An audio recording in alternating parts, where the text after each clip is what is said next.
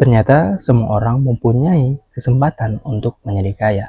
Entah dia saat ini sedang berada di keadaan yang minus, ataupun berada pada keadaan nol, ataupun dia berada pada keadaan yang satu.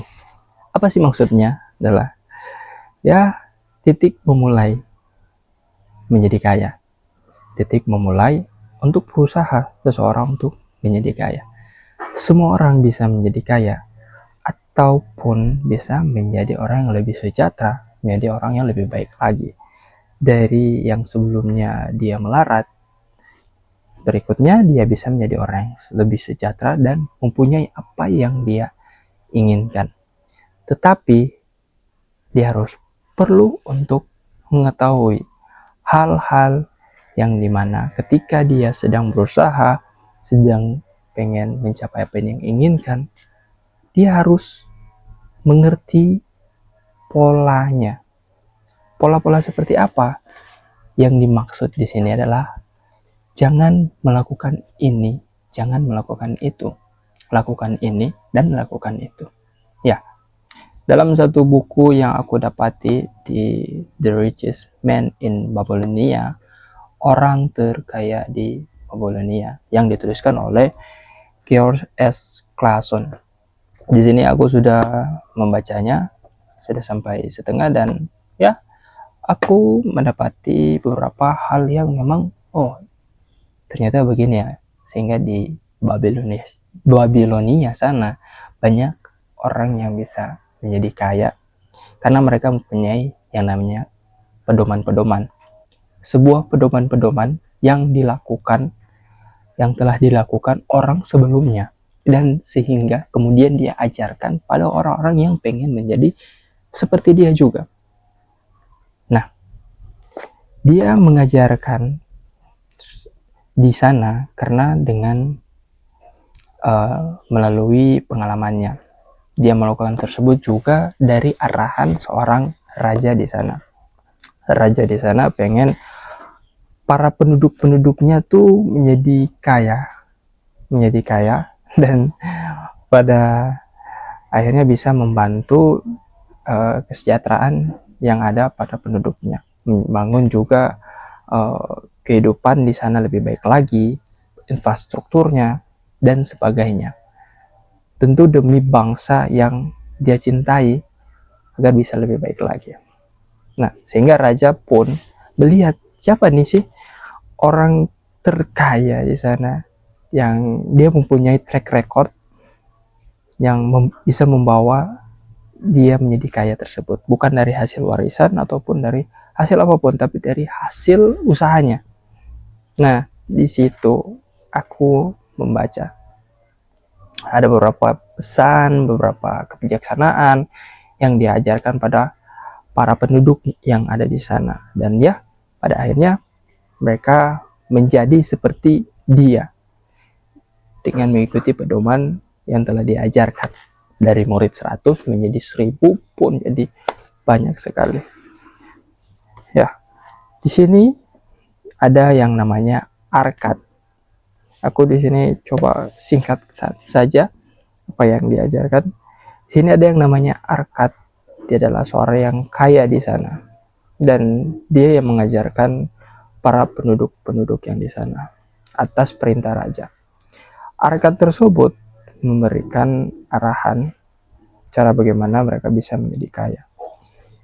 Di zaman itu penggunaan transaksi jual beli yakni dengan pundi-pundi kekayaan, ya, emas, perak. Mereka menggunakan emas dan perak sebagai benda yang bernilai di sana. Nah, di zaman dahulu itu mereka dengan sembrono, dengan ya seperti orang-orang sekarang ini menggunakan apa yang dia miliki dengan apa yang dia inginkan dia gunain tuh. Kalau kita pakai di zaman sekarang tuh uang kertas tuh, ketika dapat gaji, dapat hasil dari usahanya, dia beli apapun yang diinginkan. Dia menggunakan dengan sembrono, foya-foya, sesuka hati dia. Nah, tetapi si Arkad ini, dia ketika mendapatkan hasil, dia menyimpannya dengan nilai 1/10 dari hasil yang dia dapat. Ataupun katanya lebih besar, kalau dia bisa menyimpan emas hasil usaha yang dia dapati lebih besar, maka dia akan simpan tuh hasilnya. Biar apa? Agar bisa cepat dapat yang namanya kekayaan yang dia inginkan. Makalah dari itu dia simpan ketika orang lain itu sembrono menggunakannya, tetapi dia tidak menggunakan dengan sembrono. Dia menginisiasi dirinya untuk berhati-hati dalam penggunaannya. Dia nggak mau ketika dia udah tua, dia masih sama dalam keadaan tersebut. Nah, ketika hasil usahanya itu dia sudah kumpulkan dan kemudian dia membuat agar uang tersebut, agar emas tersebut tuh bisa beranak pinak.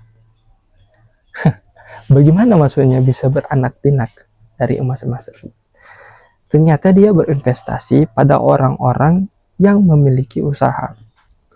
Tetapi di sini tentunya dia menggunakan dengan gaya yang kritis untuk melihat orang-orang yang memiliki peluang.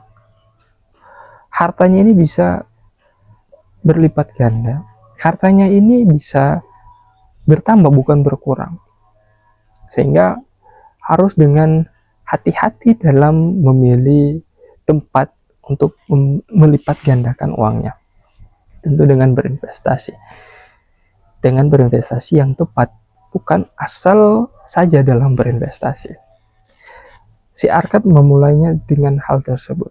Setelah dia mengumpulkan, dia berinvestasi, dia mencari peluang yang lain, dan kemudian setelah dia telah dapat berinvestasi dengan baik, maka yang kemudian tersebut dia mencari orang yang paham dalam pengelolaan uang.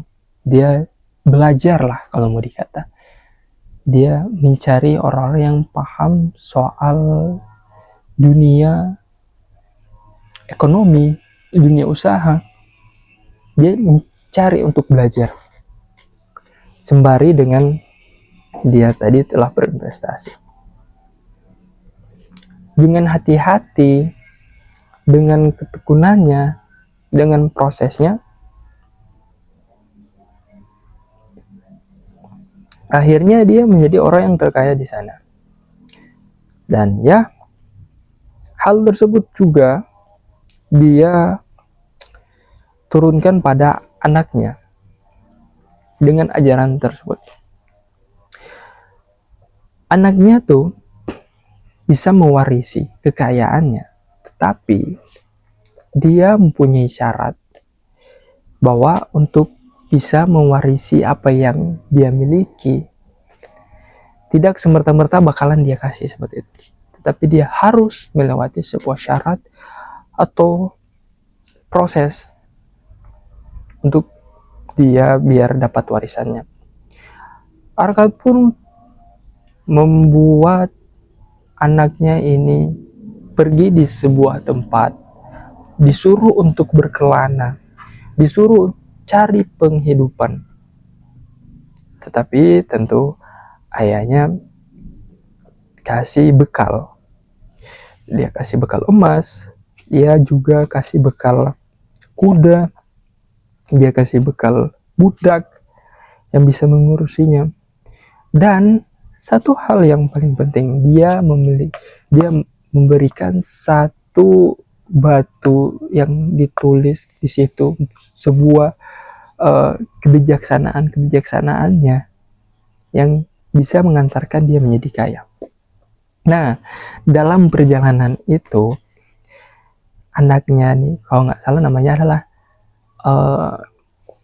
Samosir atau Namosir, aku lupa. Nah, si anaknya ini berjalanlah di sebuah tempat. Kalau nggak salah namanya Nivine. Tempat tersebut dia sampai di situ, dia ditipu, kebanyakan sih ditipu. Dia ditipu dan dia salah dalam menggunakan emas-emasnya tadi. Dan pada akhirnya dia melarat, dia menjadi orang yang susah, sampai penghidupannya pun susah. Emas hilang, kuda-kuda hilang, budak pun hilang. Dia hanya punya satu batu kebijaksanaan yang telah diukir di batu tersebut. Batu itu ditulis 5 kebijaksanaan dalam penggunaan emas, 5 hukum tentang emas. Di dalamnya nih, seperti ini ditulisnya. Dengan senang hati dan dalam jumlah yang makin besar, emas akan mendatangi siapapun yang menyisihkan tidak kurang dari 1/10 penghasilannya untuk menciptakan harta benda bagi masa depannya maupun keluarganya. Yang kedua, dengan rajin dan riang gembira, emas bekerja bagi pemiliknya yang bijaksana, yang menemukan bagi emas itu pekerjaan yang menguntungkan sehingga ia beranak pinak seperti kawanan ternak di padang. Yang ketiga, emas aman dalam lindungan pemiliknya yang bijak, yang menginvestasikannya berdasarkan nasihat orang-orang yang terbukti ahli dalam pengelolaannya. Yang keempat, emas akan lari dari orang yang menginvestasikannya dalam usaha atau tujuan yang tidak diketahui dengan baik atau tidak dianjurkan oleh orang-orang yang ahli dalam pengelolaannya. Yang terakhir 5 nih, emas akan lari dari orang yang memaksanya untuk memberi penghasilan yang mustahil atau yang dengan mengikuti bujukan mulut manis para penipu maupun pemimpi di siang bolong, atau yang tidak berpengalaman dan muluk-muluk dalam berinvestasi. Nah, dari 5 hukum tentang emas tersebutlah yang dia hanya pakai sisa batu yang dituliskan 5 hukum tentang emas tersebutlah yang menolong dia pada akhirnya dari pengembara, dari usaha 10 tahunnya di sebuah tempatnya, akhirnya si anak ini mendapatkan apa yang dia inginkan. Dia pulang, dia disambut para keluarganya, disambut oleh ayahnya, ibunya, pun dia bercerita di sebuah panggung pada kisahnya tersebut, pada saat dia berkelana, pada saat dia membangun kekayaan di sebuah tempat. Dia mengembalikan uang emas yang dikasih oleh ayahnya, pun dia membayar 2 kantong emas yang dia dapati dari batu tersebut. Dia membayar batu ukiran tersebut dengan 2 kantong emas, dan dia mengembalikan juga 1 kantong emas yang telah diberikan oleh ayahnya. Dan dia pun mendapatkan banyak harta dari hasil usahanya tersebut. Ya, itu merupakan kebijaksanaan dalam finansial yang sehingga bisa dikatakan bahwa setiap orang bisa menjadi kaya pada titik apapun dia sedang berada. Yang bisa ditarik di sini adalah menggunakan dengan logis, dengan bijaksana, dan tentu bisa berjalan dengan penuh hati-hati dalam sebuah proses, yang dengan sabar dalam sebuah proses tersebut. So, semoga bermanfaat. Gue Bro Rian. Mari kita belajar. Thank you. Goodbye.